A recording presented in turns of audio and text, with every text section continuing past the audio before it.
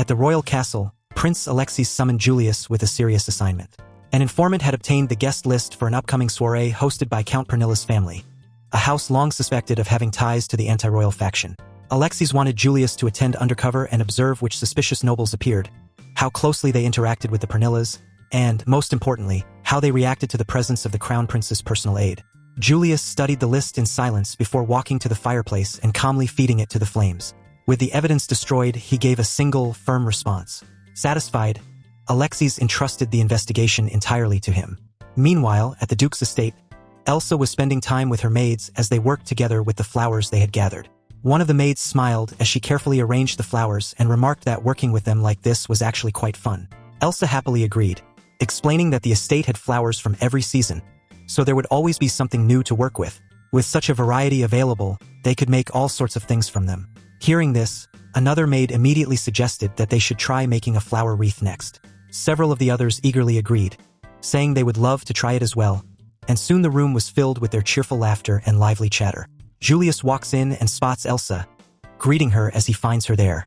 Elsa turns toward him with a bright smile, welcoming her husband home and admitting that his sudden return caught her by surprise. Julius tells her he's back and that he'd like to talk to her about something, asking if that's all right. Elsa looks at him in surprise. Walking together, Elsa remarked that Julius was home earlier than usual. He explained that his meeting had ended ahead of schedule before asking what everyone had been doing.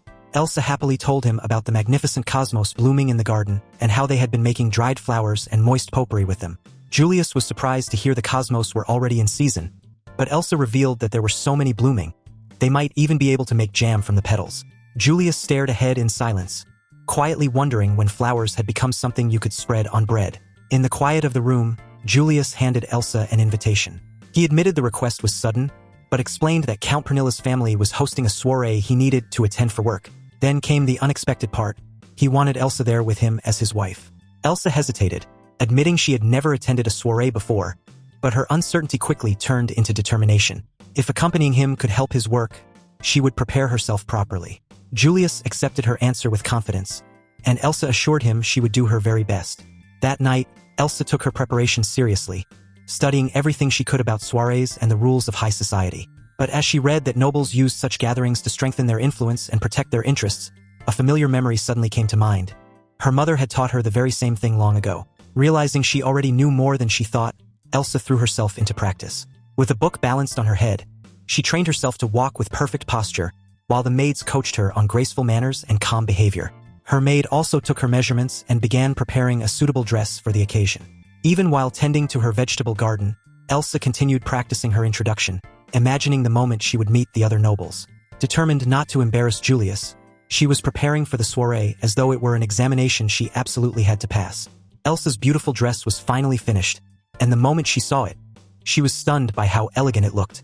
As the maid helped her put it on, she admired Elsa and assured her that the dress suited her perfectly. Just then, Julius arrived and called out to her. Elsa turned around and greeted him warmly, but the moment Julius saw her dressed for the soirée, he froze for a second, completely captivated by her appearance. Elsa noticed his hesitation and asked what was wrong, but Julius quickly cleared his throat and avoided the subject, simply telling her that it was time to leave. Elsa happily agreed and followed him, unaware of just how breathtaking he thought she looked. That evening, their carriage arrived at the brilliantly lit Parnilla estate. Elsa gazed at the magnificent residence, quietly overwhelmed by the sheer splendor surrounding her. This was her first real glimpse into the world of high society, and despite all her preparation, her nerves were impossible to hide.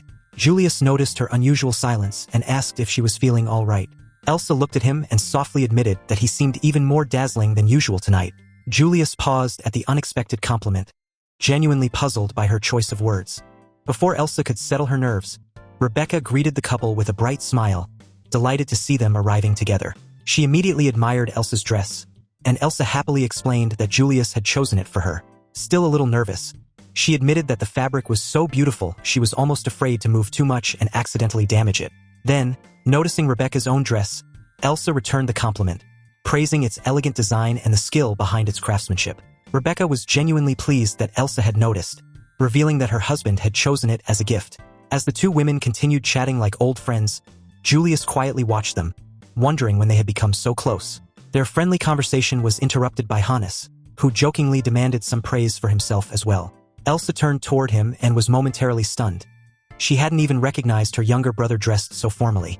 After exchanging greetings, Elsa asked what had brought him to the soirée. Hannes explained that he had recently begun working at the palace and had crossed paths with Jarmo again, who had personally invited him.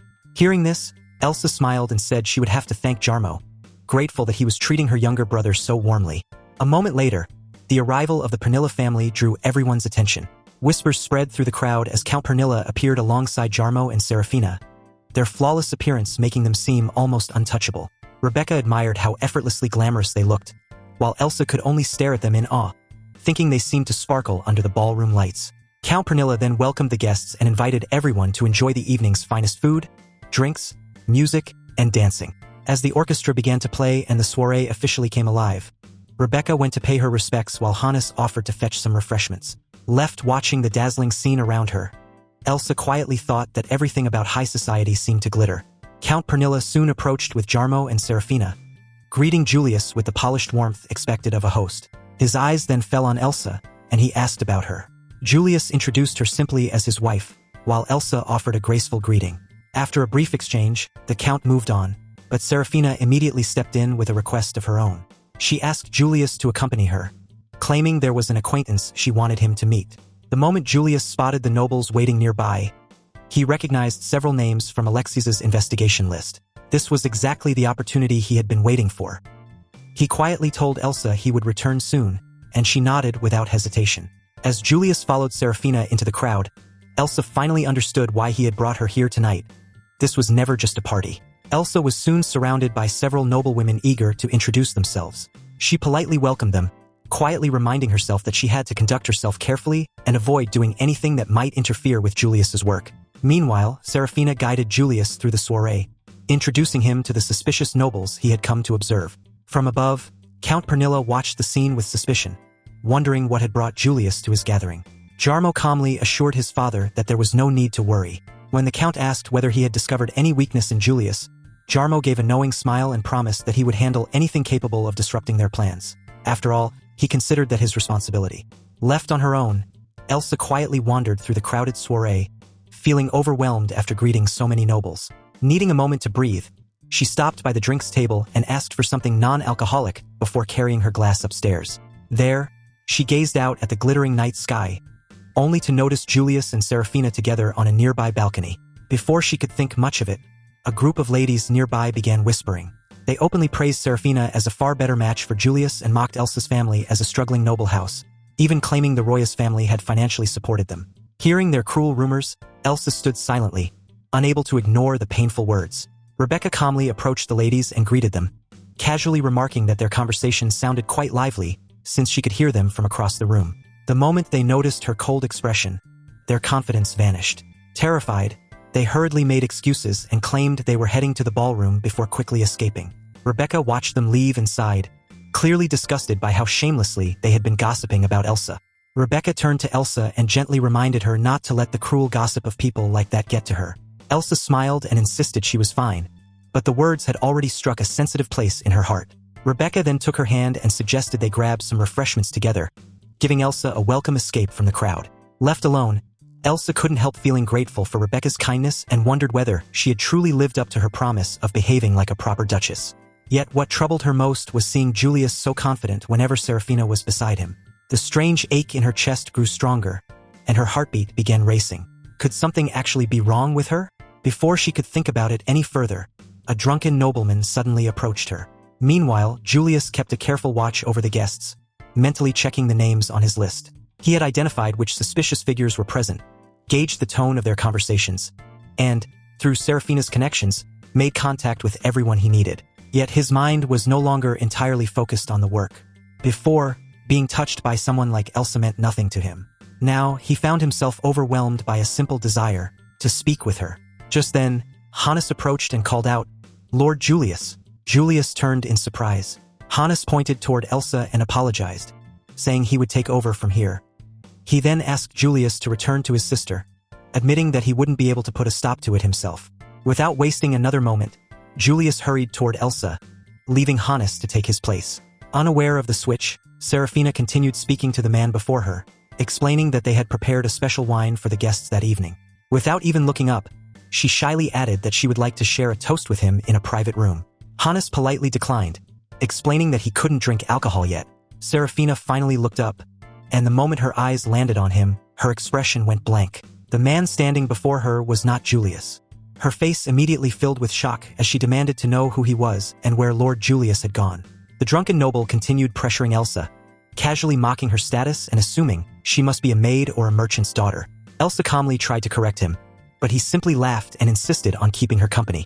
When she explained that she was waiting for someone, he ignored her refusal, grabbed her hand, and offered to teach her how to pour wine properly. Before Elsa could react, Julius suddenly appeared and seized the man's arm. With a cold stare, he told him that learning proper manners should begin with improving his character. The noble angrily demanded to know what Julius's problem was, claiming he was merely trying to woo Elsa. Julius's answer instantly silenced him. She was his wife. The man's arrogance vanished as recognition slowly dawned on his face. He finally realized exactly whose wife he had been harassing, the Duchess of Royas. Julius's expression turned ice-cold as he calmly reminded Viscount Helco that the kingdom had recently raised concerns about the quality of iron ore coming from his territory, and that an investigation was already on the way. Then Julius delivered the real warning. If Helco was bold enough to court his wife right in front of him, perhaps he was deliberately declaring House Royas his enemy. The drunk Viscount's confidence disappeared instantly. Without giving him another chance to speak, Julius simply told Elsa they were leaving and walked away with her. Rebecca watched with quiet approval. Hannes finally let out a relieved sigh, and Jarmo stood nearby in silence, carefully observing every detail of Julius's reaction. Once they were away from the crowd, Julius apologized for taking so long to come to Elsa's rescue. Elsa immediately blamed herself, worried that she had interrupted his work and caused a scene. But Julius gently reassured her that she had done nothing wrong. After everything she had endured that evening, he thanked her for accompanying him and then, almost shyly, admitted that she looked beautiful in the dress he had chosen for her. Flustered by the unexpected compliment, Elsa thanked him, quietly thinking that her husband truly was a kind man. Unseen behind the nearby wall, however, Jarmo had heard every word. His thoughts returned to the moment he had deliberately pointed Elsa out to Viscount Helco, curious to see how Julius would react. And now that he had witnessed Julius's anger firsthand, Jarmo couldn't help finding it fascinating. A few days later, Serafina was still brooding over what had happened at the soirée. Even her favorite cakes couldn't lift her mood, and she angrily ordered the maids to take them away.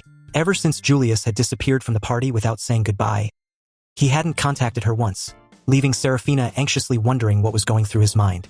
Then came a knock at the door. Before she could finish complaining, the butler announced that a letter from Julius had arrived. Her frustration instantly turned into excitement as she read his invitation to meet him at the royal palace. Convinced he must have something important to discuss, Serafina immediately called for her maid and ordered her finest clothes and accessories. This time, she intended to look her absolute best for Julius.